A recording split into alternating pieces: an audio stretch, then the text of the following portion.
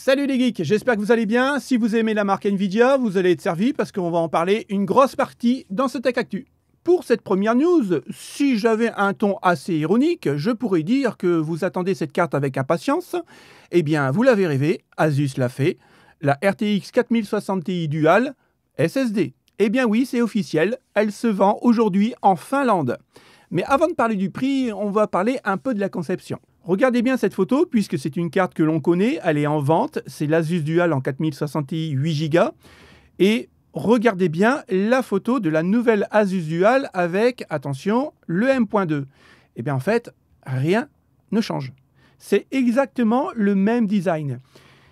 Alors pour rappel, c'est une nouvelle innovation, on n'a jamais vu ça dans le marché grand public, et je pense que Asus aurait pu faire quand même un effort. Peut-être ajouter un peu de RGB, parce que là, franchement, c'est vraiment sommaire. Pourquoi je vous dis ça? Parce qu'on va en venir juste après.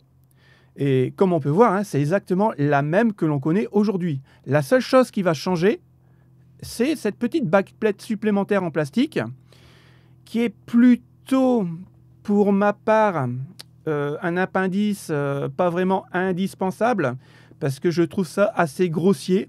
Alors le M.2 se situe juste en dessous et j'aurais préféré à la rigueur qu'on déclipse complètement la backplate pour pouvoir mettre le SSD et qu'on le reclipse parce que là malheureusement je trouve pas ça très joli.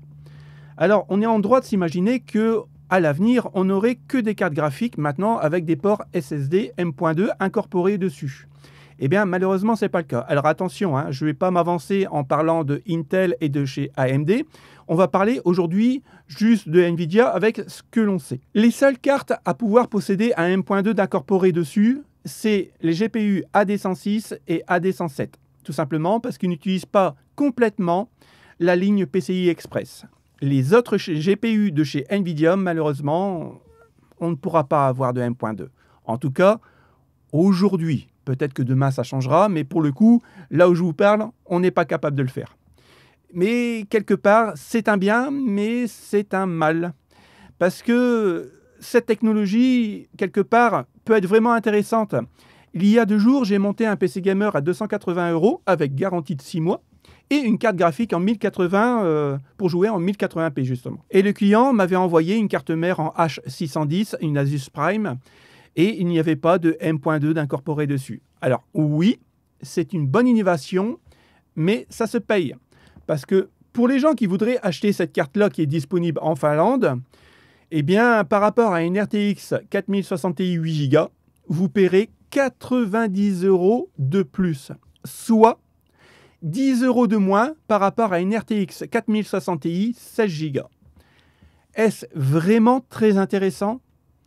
Mais écoutez, si vous rajoutez 90 € sur une carte mère, je pense que vous pouvez avoir un milieu de gamme avec plusieurs slots M.2.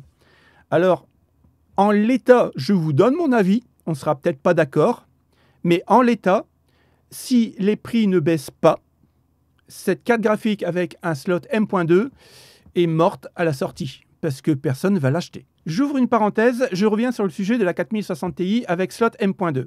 Et surtout, j'ai envie de vous faire croire que je connais tout sur tout et que si vous voulez être aussi balèze que moi, il n'y a qu'une chose à faire, suivre cette chaîne en vous abonnant et bien sûr le petit pouce bleu. Alors, pour le coup, oui, c'est une première mondiale de la part d'Asus, puisque en marché GPU grand public, on n'a jamais eu de carte graphique avec un slot M.2. Mais pour rappel, AMD l'avait fait déjà bien avant avec une Radeon Pro SSG, je vous mettrai la photo. Et cette carte graphique avait aussi un port M.2, mais attention, le M.2 ne servait pas vraiment de stockage de données, mais plutôt comme une mémoire tampon. Oui, je sais, c'est un sujet qui ne se tarit pas et on va encore parler des RTX Super en 4000. Alors pour le coup, il faut savoir que Nvidia a loué 3 salles de conférence, rien que ça, juste pour le CES. Donc je pense bien qu'ils vont officialiser les fameuses RTX 4000 Super. Parce que vous allez voir dans le tableau, ça commence bien à se préciser. Alors encore une fois, c'est Cockpit qui nous dit les informations. Et pour le coup, il est quasiment 100% fiable. Alors, ce qui est vraiment très intéressant, c'est au niveau du tableau ici. Alors, je ne sais pas si je peux l'agrandir, je ne peux pas l'agrandir, c'est pas grave. On peut voir ici que la 4080 Super, qui à la base, je vous disais qu'elle était vraiment intéressante parce qu'elle allait venir combler un vide, et pour définir, en lisant beaucoup d'articles, apparemment la 4080 Super ne serait pas si super que ça en fait. Elle serait juste une 4080 de base qui consommerait moins. Donc pour le coup, l'appeler Super, c'est pas terrible. Mais bon, on n'a pas plus d'informations pour l'instant. On sait juste qu'on aurait un AD103 400, mais on l'avait déjà vu. On a 10 240 coups à cœur. On n'a que 16 Go de GDDR6X avec un bus de 256. Donc on n'en aurait pas 20 Go comme au départ. Malheureusement, la bande passante, pour l'instant, on n'en sait rien. Mais elle consommerait, encore une fois, que 320 watts. La même chose qu'une 4080 qu'on le connaît aujourd'hui. Sur toutes les infos que j'ai pu lire sur les 4000 Super, la RTX 4070 Ti Super serait une des cartes les mieux placées en termes tarifs et performance, parce qu'elle apporterait quelque chose. Par contre, aujourd'hui, Nvidia n'est toujours pas sûr d'utiliser l'AD102 175 qu'on a vu la semaine dernière ou l'AD103 275. Si vous entendez du bruit en dessous du bureau, c'est normal, ne vous inquiétez pas, c'est pas une secrétaire, c'est juste mon petit chat qui est en train de foutre le bordel dans les cartons.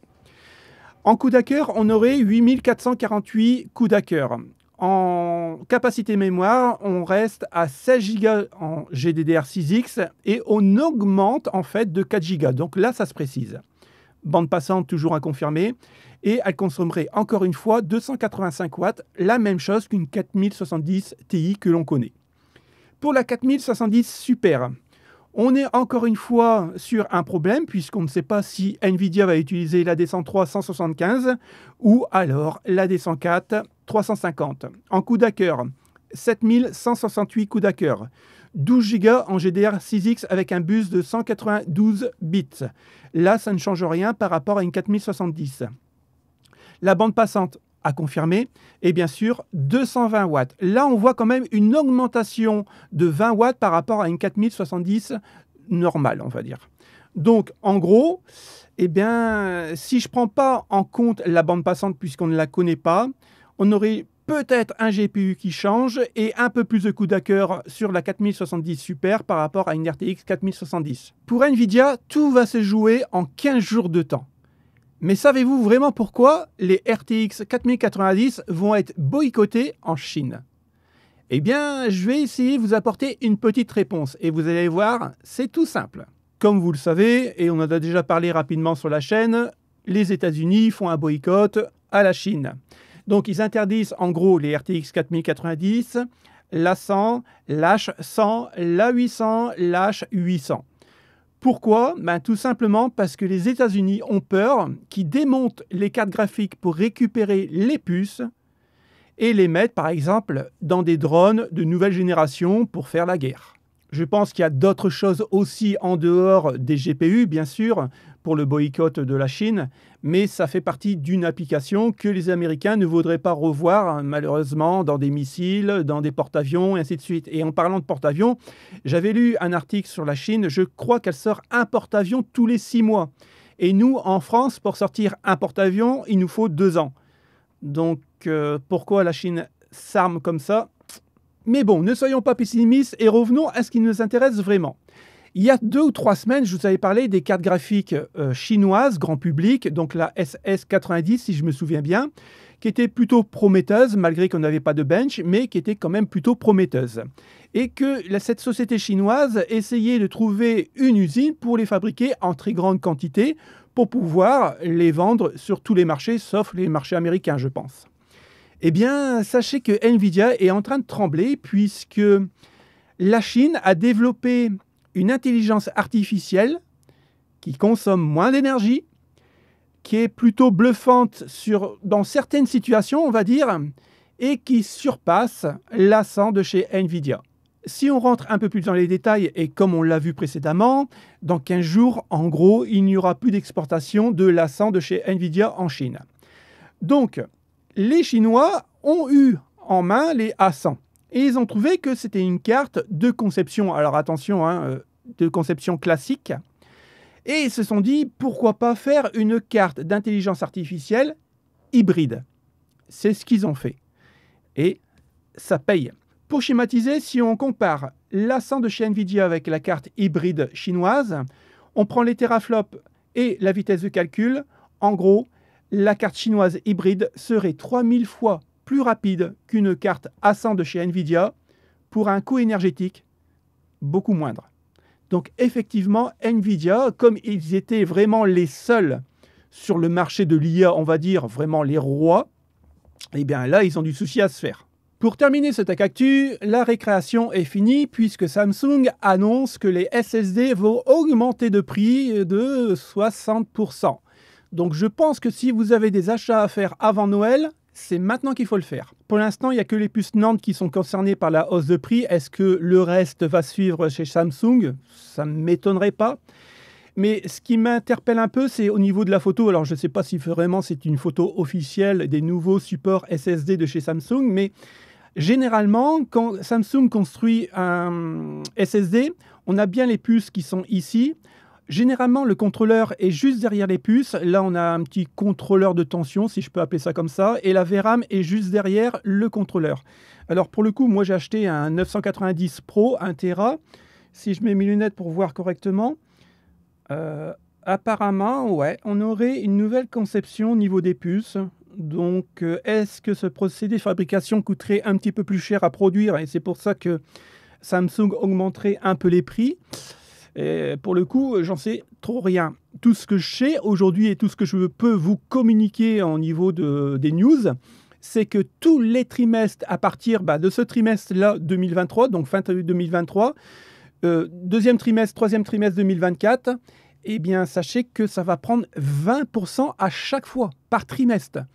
Donc, ça va faire vraiment une hausse de prix significative. Hein. Donc, pour le coup, je crois que j'ai bien fait d'acheter 2 SSD 990 Pro. Mais je vous en parlerai un petit peu plus dans une prochaine vidéo. En tout cas, merci d'avoir suivi ce Tech Actu. J'espère que ça vous a plu. Si ça vous a plu, le petit pouce bleu, c'est la récompense pour le travail. Si vous voulez soutenir la chaîne, écoutez, abonnez-vous, ça ne coûte rien. Et puis, on se retrouve très bientôt pour une nouvelle vidéo. Salut les potes, ciao ciao.